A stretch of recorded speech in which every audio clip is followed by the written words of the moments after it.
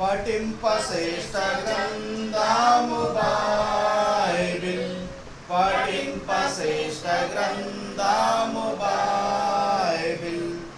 అనుదినం పఠించిన ప్రేమతోడ నడుపును, ఓ పఠింప శ్రేష్ఠ గ్రంథము బైబిల్.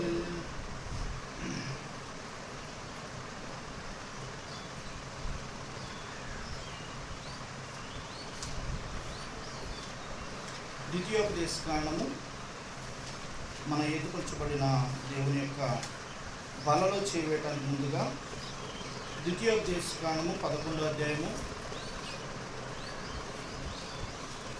31వ వచనాన్ని మనం అందరూ కలిసి చదువుకుందాం. ద్వితీయోపదేశకాండము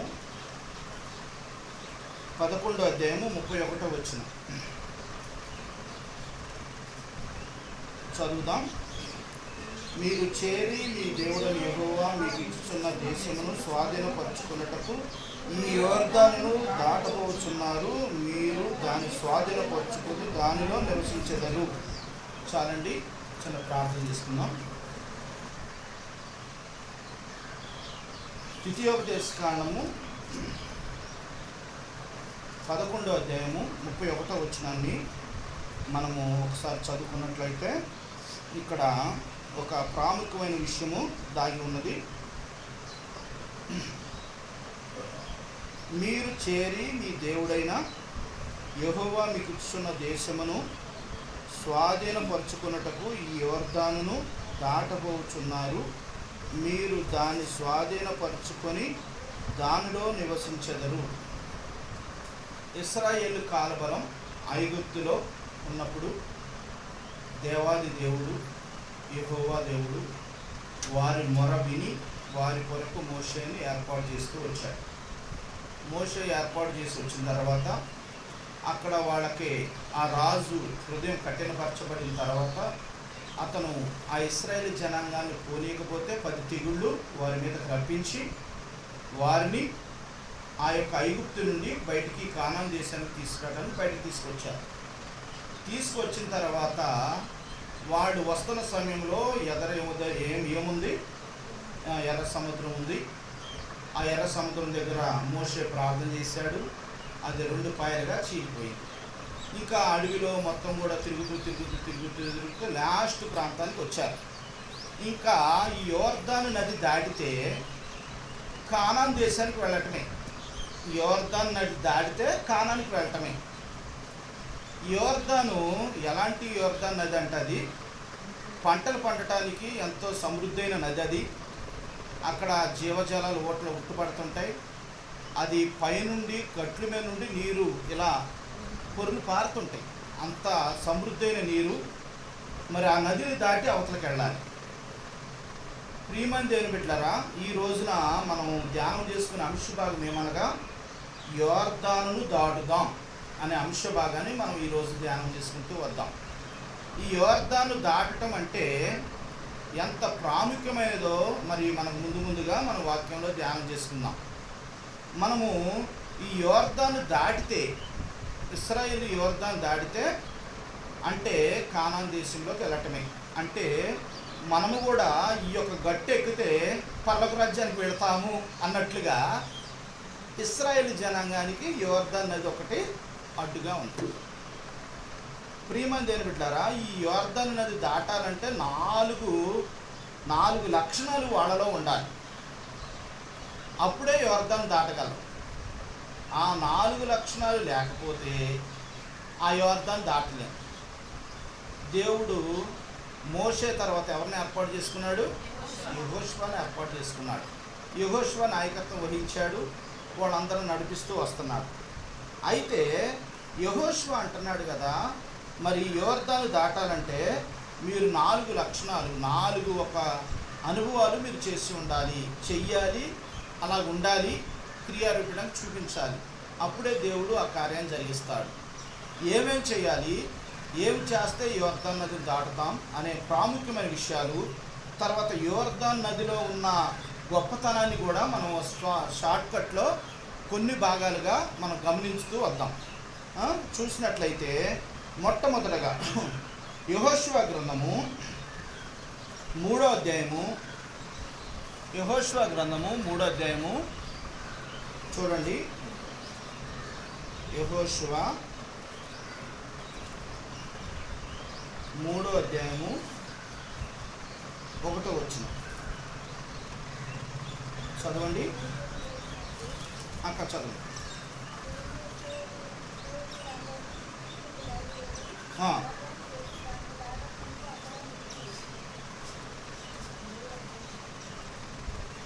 యెహోషువ గ్రంథము 3వ అధ్యాయం 1వ వచనం. యెహోషువ వేకువను లేచినప్పుడు అతడును ఇశ్రాయేలు అందరూ షిత్తీ నుండి బయలుదేరి యోర్దానుకు వచ్చి దానిని దాటక మునుపు అక్కడ నిలిచిరి. ఏం చేశారు? యెహోషువ వేకువనే లేచారు. ఏం చేశారట? వేకువనే లేచారు. అంటే ఈ యోర్దాను దాటాలంటే ఇశ్రాయేలు జనాంగం చేయాల్సిన మొట్టమొదటి ఏంటంటే పని, పెందల కాడ లేచారు. వేకువనే చీకటిగా ఉండగానే లేచారు. అంటే మనకి అర్థమైపోతుంటుంది, ఏదన్నా మనం ప్రయాణం పెట్టుకున్నాం అనుకోండి, ఫస్ట్ బస్కి వెళ్ళాలంటే మనం ఏం చేస్తామండి? 5 గంటలకు బస్సు. 5 గంటలకు బస్సు అంటే మనం ఏం చేస్తామంటే 4ంటికి అలారం పెట్టుకొని గబగబా 4ంటికి లేచి మన పనులను చూసుకొని స్నానం చేసి బట్టలు వేసుకొని బట్టలను ముందుగానే బ్యాగ్లో సర్దుకొని ఖచ్చితంగా 5ంటికల్లా ఎక్కడ ఉంటాం? బస్ స్టాండ్లో ఉంటాం. ఎందుకంటే ఫస్ట్ బస్సు అదే కనుక. అలాగే ఈ యొక్క యోర్దాను నదిని దాటుతాము అంటే మామూలు విషయం కాదు. దాన్ని దాటాలంటే నువ్వు సిద్ధపాటు కలిగి ఉండాలి. దేవుని రాజ్యానికి వెళ్ళాలంటే మామూలు విషయం కాదు, సామాన్యంగా ఏమి రాదు. దేవుడు రాజ్యం అంటే మామూలు విషయం అనుకున్నారా? సామాన్యమైన విషయం కాదు. అయితే మన ప్రభువైన యేసుక్రీస్తు వారి ద్వారా మనకు ఈజీ అయిపోయింది. అది మనం చేయాల్సిన పని ఏంటంటే పెందల కాడనే వేకువనే లెగాలి, సిద్ధపడాలి. ఆదివారం వచ్చిందంటే మనం ఏం చేయాలి? మనము 1 గంట ముందు లెగాలి. మనం ఏం చేస్తామంటే ఆదివారం వల్ల గంట లేటుకి లెగుస్తాం కదా. ఆదివారమే కదా, ఏ కాదులే అని 1 గంట లేటుకి లెగుస్తాం, లేటుకి వస్తాం కదా. అలా కాదు, వేకువనే లేచారట. అంటే దీంట్లో ఏం కనపడుతుందంటే దేవుని యొక్క పాఠం ఏం కనపడుతుందో, దేవుని పనిలో లేదా మీ జీవిత లక్ష్యంలో మీరు విజయం సాధించాలంటే క్రమశిక్షణ, ఆసక్తి ఎంతో ముఖ్యం. ఒక విజయాన్ని సాధించాలన్నా, ఒక గమ్యానికి వెళ్ళాలన్నా, ఒక గురి దగ్గర పరిగెత్తాలన్నా, ఒక గోల్ని మనం సాధించాలన్నా మనం ఏం చేయాలి? మనం ఏంటంటే క్రమశిక్షణ, ఆసక్తి ముఖ్యం. అవి లేకపోతే మనం దేవుడి రాజ్యానికి వెళ్ళలేము, మనం గురి చేరలేము, మనము పెట్టుకున్న ఏది కూడా సాధించలేము. మనం అందుకనే ఫస్ట్ మనం చేయాల్సిన పని ఏంటంటే సిద్ధపాటు కలిగిన వారిగా ఉండాలి. అంటే వేకువనే లేవాలి, వేకువనే లేగాలి. లేచినప్పుడు అప్పుడు మనము ఏ పనైనా విజయవంతంగా చేయగలుగుతాం. మన బ్రెయిన్ కూడా చాలా ఫ్రెష్గా ఉంటుంది. ఏ పనైనా మనం ముందుకు సాగుతాం. అంతేగాని మనం నిర్లక్ష్యంగా, అలక్ష్యంగా ఉంటే మనం ఏ పని చేయలేం. చూడండి, జయరాజ్ అన్న ఒక మీటింగ్లో ఒక అద్భుతమైన మెసేజ్ చెప్తూ వచ్చినప్పుడు అన్నాడు కదా, దేవుడు ఎవరినైనా వాడుకుంటాడట, ఒకే ఒక గుంపుని మాత్రం వాడుకోడట. వారిని ఎవరినో తెలుసా? సోమరితనంగా ఉన్నవారిని మాత్రం దేవుడు వాడుకోడట. నిర్లక్ష్యంగా, అలక్ష్యంగా ఉంటూ దేవుడు అంటే భయభక్తులు లేకుండా ఏదో పైన భక్తి చూపిస్తూ అలాంటి వాళ్ళని దేవుడికి ఇష్టం లేదు. నువ్వు చేసే భక్తిలో నిజాయితీ ఉండాలి, క్రమశిక్షణ ఉండాలి, సిద్ధపాటు కలిగి ఉండాలి. అంతేగాని ఏదో నామకార్థ భక్తి అసలు దేవుడికి ఏమాత్రం ఇష్టం లేదు, ఆయన ఇష్టపడడు కూడా. అలాంటి వ్యక్తులు అవసరం దేవుడికి కావాల్సిన నిజాయితీ పరులు. అందుకనే భక్సింగన సంఘంలో ఎక్కువ మంది విశ్వాసులు ఉండరు. ఎందుకంటే ఇక్కడ హెచ్చరికలు ఉంటాయి. హెచ్చరికలు అంటే వాళ్ళని సిద్ధపాటు చేయడానికి, దేవుడి రాజ్యానికి వెళ్ళటానికి వాళ్ళకి కొద్ది భయంకరమైన శిక్ష అనుభవాలు ఉంటాయి. ఎక్కువగా క్రమశిక్షణలో పెట్టడానికి ఒకసారి తిట్లు పడాల్సి వస్తుంది, కొన్నిసార్లు మనము బాధపడే పరిస్థితులు కూడా వస్తుంటాయి. అయినా సరే అన్నిటినీ మనం తట్టుకొని క్రమశిక్షణ కలిగి ఆసక్తితో ఉన్నప్పుడు మనం గోల్ని సాధించేవారిగా మనం ఉంటాం.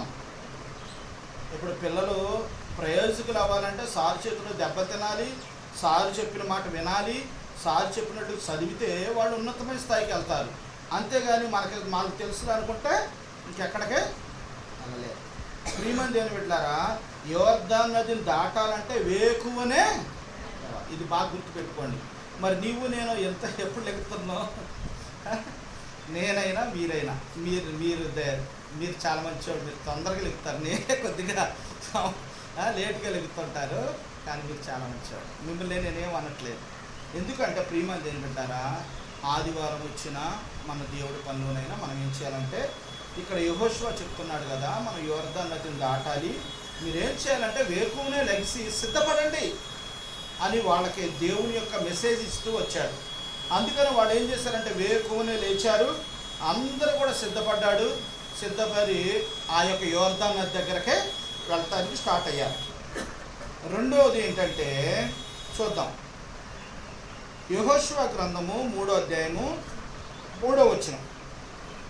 రెండో అనుభవం, రెండవ పని ఏం చేయాలంటే యెహోషువ గ్రంథము 3వ అధ్యాయము 3వ వచనం చదవండి.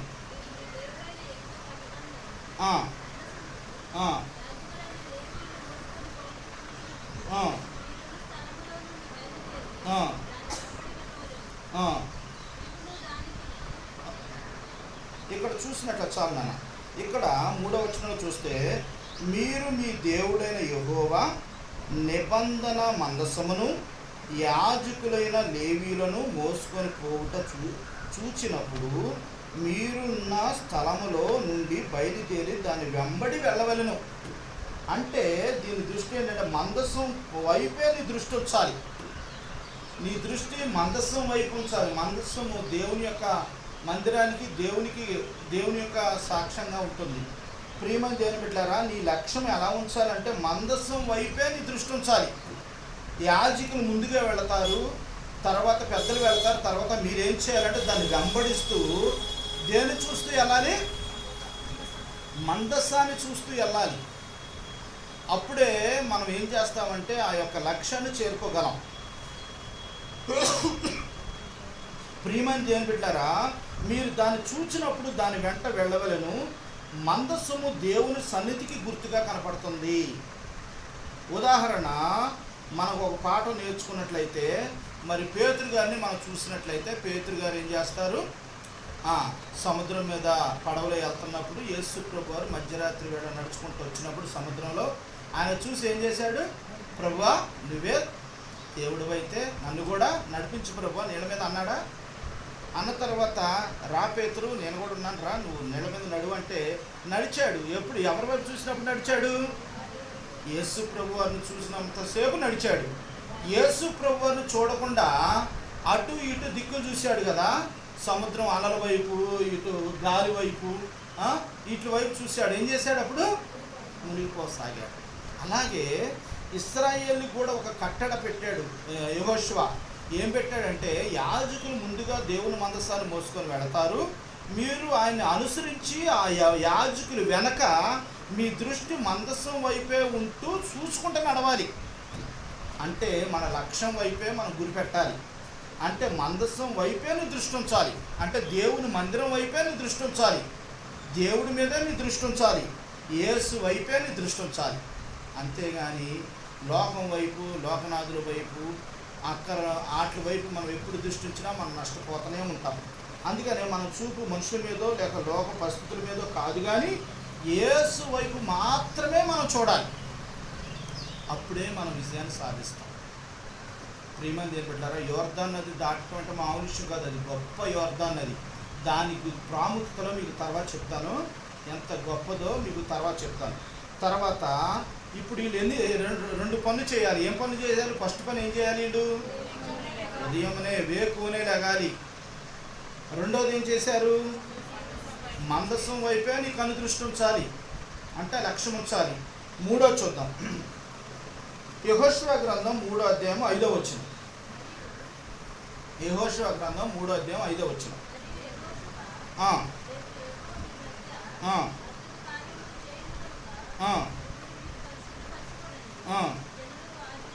అది ఇక్కడ మూడో అనుభవం ఏంటంటే పరిశుద్ధపరచుకోవాలి. మనం దేవుని దగ్గరికి రావాలి అంటే మనము పరిశుద్ధంగా రావాలి. అంటే చాలామంది లోకస్తులు ఎలా ఉంటారంటే ఎక్కువ శాతము అంటే హృదయాన్ని శుద్ధి చేసుకోవాలి, పరిశుద్ధపరచుకోవాలి. అందుకనే మిమ్మల్ని మీరు పరిశుద్ధపరచుకుని అంటే పరిశుద్ధపరచుకోవడం అంటే ఏంటంటే పాపాన్ని విడిచిపెట్టి పశ్చాత్తాపంతో మన హృదయాల్ని కడుక్కోవాలి. దేవుని దగ్గరకు రావడం అంటే ఏదో సాధారణంగా దేవుడు ఏమనట్లేదులే, దేవుని దగ్గరకు వస్తే మాకు అన్నీ మేలే జరిగితే అనుకోవటం కాదు. మన హృదయాన్ని ఏం చేయాలట? పరిశుద్ధంగా ఉంచుకోవాలి, పరిశుద్ధంగా కడుక్కోవాలి. చూడండి, పాపాన్ని విడిచిపెట్టి పశ్చాత్తాపంతో మన హృదయాన్ని కడుక్కోవాలి. అప్పుడే యోర్దాను నదిలోకి మనం ప్రవేశిస్తాం, దాటగలుగుతాం. అంటే పరలోక రాజ్యానికి మనం వెళ్ళగలుగుతాం. అంతేగాని మనం పరిశుద్ధపడకుండా మరి మనం ఎప్పుడైతే మనం ముందుకెళ్తామో అప్పుడు మనం అపజయం పాలు అయ్యేవారుగా ఉంటాం. ప్రియమైన ఏం పెట్టారా? ఇది ఎన్నో అనుభవం అండి? 3 అనుబద్ధం.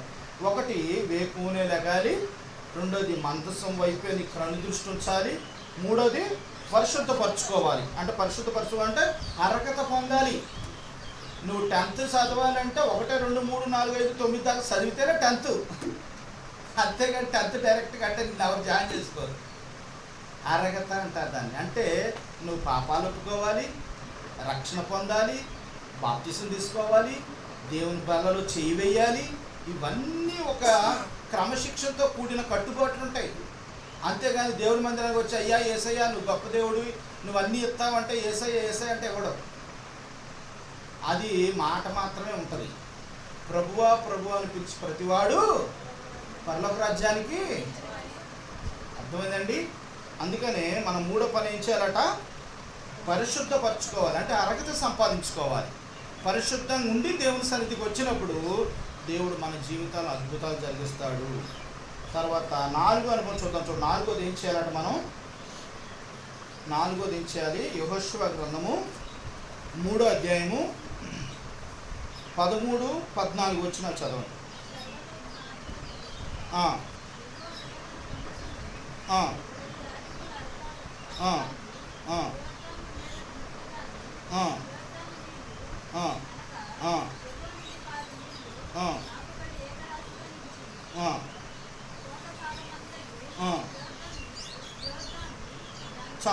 చాలు.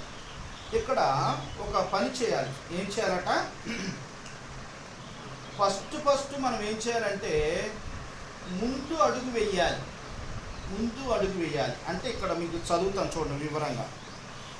సర్వలోక నాదుడగు యెహోవా నిబంధన మందసమును మోయు యాజకులు అరికాళ్ళు యోర్దానును నీళ్లలో ముట్టగానే యోర్దాను నీళ్లు అనగా ఎగువ నుండి పారు నీళ్లు ఆపబడి ఏకరాశిగా నిలిచెను. చూడండి, కోతకాలం అంతయు యోర్దాను దాని గట్ల మీద పొర్లి పారును. నిబంధన మందసము మోయు యాజకులు జనులకు ముందుగా వెళ్ళగా యోర్దాను దాటుటకై జనులు తమ గుడారంలో నుండి బయలుదేరి. అంటే ఇక్కడ మనం గమనించినట్లయితే మొట్టమొదటిగా ముందు అడుగు వేయాలి. ఎలాగంటే చాలామంది ఏం చేస్తారంటే యాజకులు పాదాలు యోర్దాను నీళ్ళలో మునిగినప్పుడు పైనుండి పారు నీళ్లు ఏకరాశిగా నిలిచాయి. అంటే దీనికి అర్థం ఏంటంటే దేవుడు నీళ్ళల్లో నుంచోండి ఆపిన తర్వాత యాజకులు కాళ్ళు వేయాల. బాగా గుర్తుపెట్టు, చాలా ప్రాముఖ్యమైన విషయం అన్నమాట ఇది. యాజకులు నీళ్లు దేవుడు ఆపిన తర్వాత నీళ్ళల్లో కాళ్ళు వేయాల. వీళ్ళు ముందుగా కాలు వేసిన తర్వాత నీళ్లు. అసలు ఎంత అద్భుతమైన మాట చూడండి. అంటే దీనికి అర్థం ఏంటంటే యాజకులు అడుగు వేసిన తర్వాతే ఆ నీళ్లు ఆగిందే కానీ మరి ముందుగా మాత్రం నీళ్లు రాశిగా అవల. ఇది నిజమైన విశ్వాసం. మనం నమ్మకంతో అడుగు వేస్తేనే కార్యం జరిగింది. వేసిన తర్వాత చాలామంది తప్పు చేసేది ఇక్కడే. ప్రభువా నా జీవితాలు మా కుటుంబ జీవితాలు ఇది చేస్తే నేను నిజమైన దేవుడు, చేయకపోతే ఒకవేళ అనుకుందాం అక్కడ పాప పాస్ అయింది, పాస్ అవ్వకపోతే అది పాస్ అవ్వకపోయినా నువ్వు అదే సంతోషంతో ఉండగలుగుతావా? ఒకవేళ ఒక బ్రదర్కి ఉద్యోగం వచ్చింది, ఉద్యోగం రాకపోతే, పెళ్ళయింది 15 సంవత్సరాలు, పిల్లలు లేకపోతే, అది అర్థమైందండి. ఎప్పుడైనా సరే మనం ముందు అడుగు వేసినప్పుడే దేవుడు కార్యం చేస్తాడు. దేవా నీ చిత్తము ఏదైనా పర్లా. ఒక బ్రదర్ అట 10th క్లాస్లో వాళ్ళ బాబుని చదివిస్తుంటే వాళ్ళ బాబులో పాపం అన్నిట్లో ఫెయిల్ అయ్యాడట. ఫెయిల్ అయితే ఏం చేశాడంటే వాళ్ళ బాబు ఫీల్ అవుతాడేమో. చాలామంది తల్లిదండ్రులు ఏం చేస్తున్నారంటే ఈ రోజుల్లో పిల్లల్ని సరిగా అర్థం చేసుకోలేకపోతున్నారు. ఎగ్జామ్ రాసేదాకే వాళ్ళతో మనం నాన్న మంచిగా చదువు మంచిగా రాయి అనాలి. ఎగ్జామ్ రాసిన తర్వాత మాట్లాడకూడదు. వచ్చింది పోతపోయిందిరా అనాలి. అర్థమైందా? అలా అన్నప్పుడు వాళ్ళ మైండ్ ఎలా ఉంటుందంటే మా నాన్నగారు మా అమ్మోడు కూడా చాలా ఫ్రీగానే ఉన్నారు, నాకు ఏం కాదులే, నన్నేం కొట్టర్లే, నన్నేం తిట్టర్లే అని వాళ్ళు ఏం చేసుకోరు. ఒక అబ్బాయి 10th క్లాస్ రిలీజ్ అయింది, వెంటనే పైనుండి దూకి చచ్చిపోయాడు, ఫెయిల్ అయ్యాడు. ఎందుకంటే వాళ్ళ అమ్మ నాన్న తిడతారని. మనం వాళ్ళకి భరోసా ఇవ్వాలి. ఎగ్జామ్ రాసేదాకా పిల్లలతో ఫ్రీగా మాట్లాడి నాన్న మంచిగా రాయి, నువ్వు మంచిగా రాస్తే నీ భవిష్యత్తు బాగుంటుందని మంచిగా చెప్పాలి.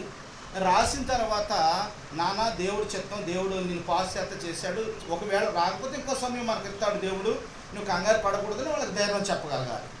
అలా చెప్పట్లా ఈరోజు పిల్లోడు. నువ్వు చదవాలి, నువ్వు డాక్టర్ అవ్వాలి, నువ్వేమో ఇంజనీరింగ్ అవ్వాలి, నువ్వు సాఫ్ట్వేర్ అవ్వాలి, నువ్వు అమెరికా వెళ్ళాలి. ముందే వాళ్ళ మీద రుద్దేస్తున్నారు. రుద్దేస్తే వాళ్ళ మైండ్ సెట్ ఎలా ఉంటుందంటే చాలా ఒత్తిడి గురైపోయి డిప్రెషన్లోకి వెళ్ళిపోయి వాళ్ళు ఏం చేస్తారంటే చాలా భయంకరమైన శిక్షకే గురవుతారు. ఎప్పుడు కూడా పిల్లల పట్ల మనం చాలా జాగ్రత్తగా మెలుసుకోవాలి. అంతేగాని నువ్వు ఈ స్థాయిలో ఉండాలి, ఈ స్థాయిలో ఉండాలి, నువ్వే ముందు గట్లు పెట్టుకోవద్దు. మనమేమో చదవకుండా ఎక్కొట్టేసి తిగేసాం, పిల్లలు మాత్రం ఏమంటుంటే నువ్వు చదవరా అన్నట. పిల్లల భవిష్యత్తు దేవుడికి తెలుసు. దేవుడిచ్చింది పిల్లలు మన పిల్లలు కాదు, దేవుడి యొక్క బహుమానం అది. దేవుడు వాళ్ళ స్థాయిని ఉన్నతమైన స్థాయికి తీసుకెళ్తాడు. అంతేగాని పిల్లల పట్ల మనం చాలా జాగ్రత్తగా ఉండాలి. ఈ రోజున చాలామంది సూసైడ్లు చేసుకున్నారు. ఎందుకంటే తల్లిదండ్రులు పడతారని భయం, అవమానం ఇవన్నీ ఉంటాయి.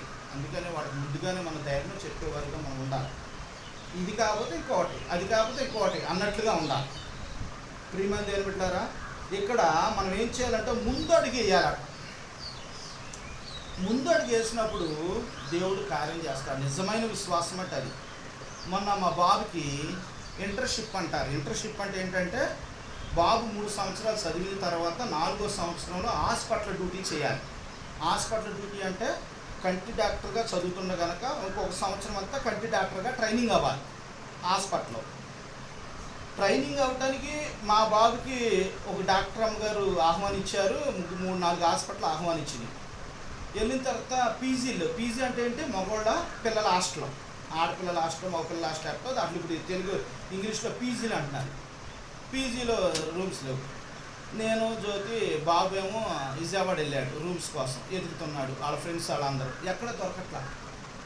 అక్కడ జ్యోతి ఒక మాట ఉంది, నాకు ఇప్పుడు కూడా అది మనసులో ఇంకా, ఎందుకంటే ఆ ముందు నేను పొగడకూడదు. నిజంగా ప్రియమైన చేయని పెట్టారా, నేను తొందరగా ఇంటికి వెళ్ళాలండి అందరు. ఎందుకన్నా షాప్లో ఉంది, నేను ప్రార్థన చేయాలి దేవుడికి. నా కొడుకు అక్కడ ఇబ్బంది పడుతున్నాడు, అక్కడ దేవుడు తనకు రూమ్ సెట్ చేయాలి, ప్రార్థన చేస్తే దేవుడు ఖచ్చితంగా మా బాబుకి మంచి రూమ్ ఇస్తాడు అని తొందరగా వెళ్ళి తను విశ్వాసంతో ప్రార్థన చేస్తూ వచ్చింది. నిజంగా రూమ్స్ ఎక్కడ చూసినా బాగోట్లేదు, పీజీలు బాగోట్లేదు, చాలా ఇదిగా ఉన్నాయి. కానీ లాస్ట్లో బాబుకి ఏం దొరికింది తెలుసా, చక్కని మంచి పీజీ హాస్టల్ దొరికింది. క్లాస్ అనమాట, అందరు ఉద్యోగస్తులే.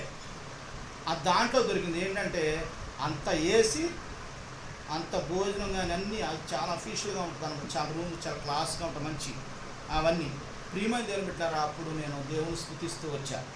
ప్రియమైన దేవుని బిడ్డలారా, దేవుడి మీద మనం ఎప్పుడైతే పూర్తిగా నమ్మకంతో విశ్వాసంతో ఉంచుతామో అప్పుడు దేవుడు మన బిడ్డలకు మంచి మార్గాన్ని, సరళాన్ని దారి చేస్తాడు. విశ్వాసంతో ప్రార్థన చేసాం, దేవుడు చక్కని మంచి రూము అవన్నీ దొరికింది. ప్రియమైన దేవుని బిడ్డలారా, మనం ఏం చేస్తామంటే ఆ ఊర్లో ఎవరున్నారు వాళ్ళందరినీ ప్రయత్నం చేస్తాం, వాళ్ళందరినీ అడుగుతాం, వాళ్ళందరూ కూడా వాళ్ళ పనులు వాళ్ళు నిమగ్నం అవుతారు, ఎవరేం చూడటం, మనమే చూసుకోవాలి. అర్థమైందండి? ఎవరి మీద ఆధారపడే రోజులు కాదు ఇవి, ఎవరికి వాళ్ళే ఆధారపడాలి. ప్రియమైన దేవుని బిడ్డలారా, ఈ రోజున యేసు ప్రభు యోర్దాను నదిని మనం దాటాలి అంటే, ఇశ్రాయేలు దాటాలంటే వాళ్ళు చేయాల్సిన పని ఏంటంటే, యాజకులు ముందుగా ఆ యోర్దాను నదిలో అడుగు వేయాలి, నీళ్ళల్లా కాలు ముంచాలి. ముంచిన వెంటనే ఏమైంది, యోర్దాను నది అంతా కూడా ఏకరాశిగా అయిపోయినాయి. మన జీవితాల్లో అద్భుతాలు కూడా అలాగే జరుగుతాయండి. ఎప్పుడైనా సరే ముందడుగును వేయి, అప్పుడు దేవుడు అద్భుతం చేస్తాడు. శత్రుఘ్న మేషక్ అద్భుతులనే ముగ్గురు ఆ యవనస్తులు ఏం చేశారంటే, వాళ్ళ తీసుకెళ్ళి వాళ్ళు రాజుకు మొక్కలేదు, ఆ విగ్రహానికి దండం పెట్టలేదు, తీసుకెళ్ళి అగ్నిగుండంలో ఏమంటే వాళ్ళు నిరాకరించారండి. వాళ్ళు ఏమి నిరాకరించాల, అగ్నిగుండంలో వేయటానికి కూడా సిద్ధపడ్డారు. మరి రాజా, మీకు ప్రత్యుత్తరం ఇవ్వాల్సిన అవసరం మాకు లేదు, ఈ మండుచున్న అగ్నిగుండంలో నుండి రక్షించటకు మా దేవుడు సమర్థుడు, ఒకవేళ రక్షించకపోయినా పర్లేదు, మేము చచ్చిపోతాం, కానీ ఆయనే మా దేవుడు.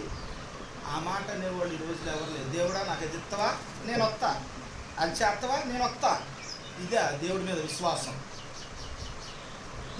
ఎప్పుడు కూడా అలాంటి విశ్వాసం దేవుడికి ఇష్టం ఉండదు. సంపూర్ణంగా ఆయన మీద ఆధారపడటమే. అప్పుడు దేవుడు అద్భుత కార్యాన్ని మనం చూస్తాం. ప్రియమైన దేవుని బిడ్డలారా, ఈయన ముందుకు ఏం చేశారట, ముందడుగు వేయాలి. ముందడుగు అంటే విశ్వాసం క్రియారూపణంగా చూపించాలి.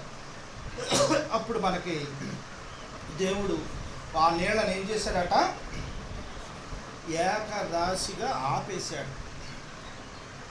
ఈ యొక్క యోర్దాను నది ప్రాముఖ్యత ఏంటంటే, దేవుని మాట మీద మనం ఎప్పుడైతే మీద మాటతో నమ్మకంతో ముందడుగు వేస్తామో, దేవుడు మన జీవితాల్లో మన అద్భుతాలు జరిగిస్తాడు.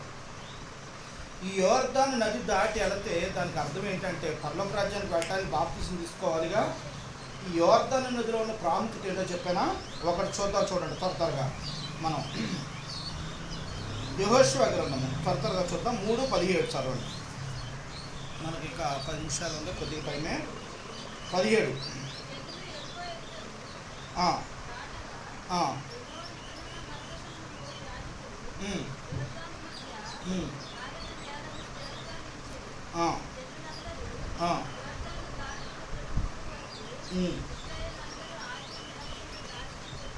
అది అంటే యోర్దాను నది ప్రాముఖ్యతలో ఈ యొక్క యోర్దాను నది అద్భుతమైన మార్గం.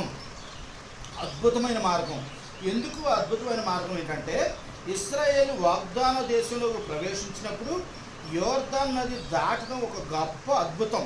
అది ఎందుకు అద్భుతం అంటే, చూడండి, ఆ యొక్క అద్భుతం ఇక్కడ మనం చదివితే అర్థమైంది. జనులు ఎరుకో ఎదుటను దాటగా, చూడండి, యెహోవా నిబంధన మందసమును మోయి యాజకులు యోర్దాను మధ్యన 6 నేల మీద స్థిరముగా నిలిచిరి.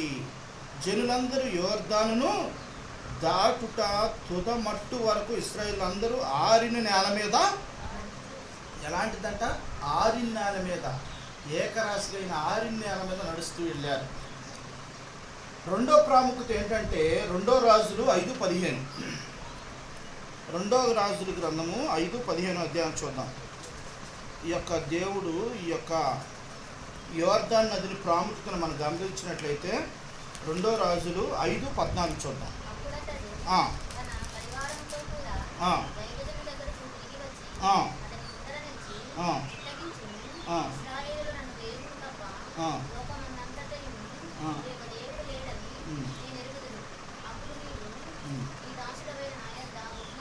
అమ్మ తల్లి, 2 రాజులు 5:14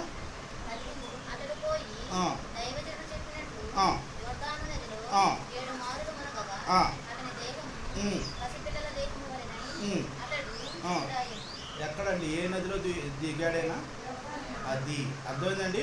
ఈ నది ప్రాముఖ్యత ఏంటంటే, అద్భుతమైన మార్గం. ఒకటి, ఏకరాశిగా నిలిచి పొడినాల మీద నడిచారు.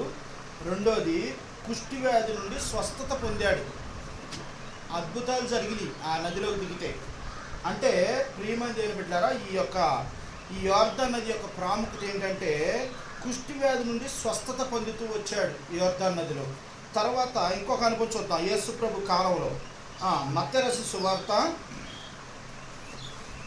సువార్త 3వ అధ్యాయము 13వ వచనం చదవండి. 3:13.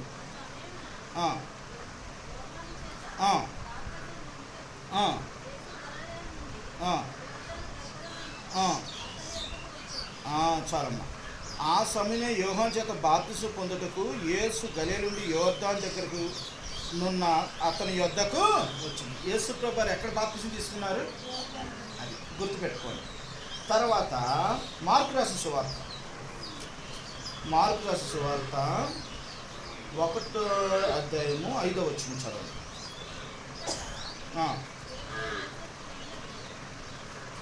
చదువునాను.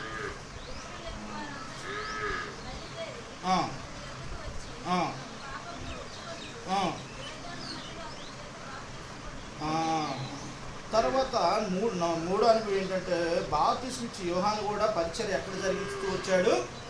యోర్దాను నదిలో. అందరూ కూడా ఎక్కడ బాప్తిసం తీసుకున్నారు? యోర్దాను నదిలో. తర్వాత లాస్ట్గా మనం చదువుకున్న మొదటి మాటకు వద్దాం. ఫస్ట్ మాట ద్వితీయోపదేశకాండము 11వ అధ్యాయము 31వ వచనం. ఆ మాట చదువుకొని మనం ముగించుకుందాం. 11:31 చదవండి.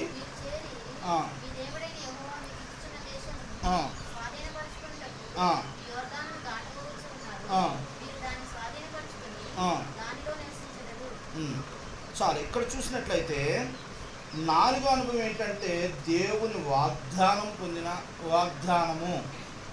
దేవుని యొక్క వాగ్దానము. చూసారా? ఈ యొక్క యోర్దాను నదిలో దాటి వెళ్ళటం అంటే బాప్తిసంతో సమానం. ఆ నీరు నుండి వాళ్ళు అవతలకి వెళ్తే బాప్తిసం తీసుకొని కానాను దేశానికి వెళ్ళినట్టు. ప్రియమైన దేవుని బిడ్డలారా, ఈ రోజున యోర్దాను గురించి, ఆయన దాటడం గురించి మనకు దేవుడు ఎన్నో ప్రాముఖ్యమైన విషయాలు తెలియపరుస్తూ వచ్చాడు. యోర్దాను నది ప్రాముఖ్యత ఏంటంటే అది అద్భుతమైన మార్గం. ఒకటి, కుష్టి వ్యాధులు స్వస్థపరుస్తూ వచ్చింది. యేసుక్రీస్తు వారు బాప్తిసం తీసుకున్నాడు. యోహాను గారు కూడా పరిచర్య అంతా కూడా యోర్దాను నది దగ్గర జరిగింది. 4వది దేవుని యొక్క వాగ్దానం. అర్థమైందండి? చాలా ప్రాముఖ్యమైనది ఈ యోర్దాను నది. ఈ యోర్దాను నదిని దాటాలంటే మనం కలిగి ఉండవలసిన లక్షణాలు ఏంటి? వేకుని లెగాలి.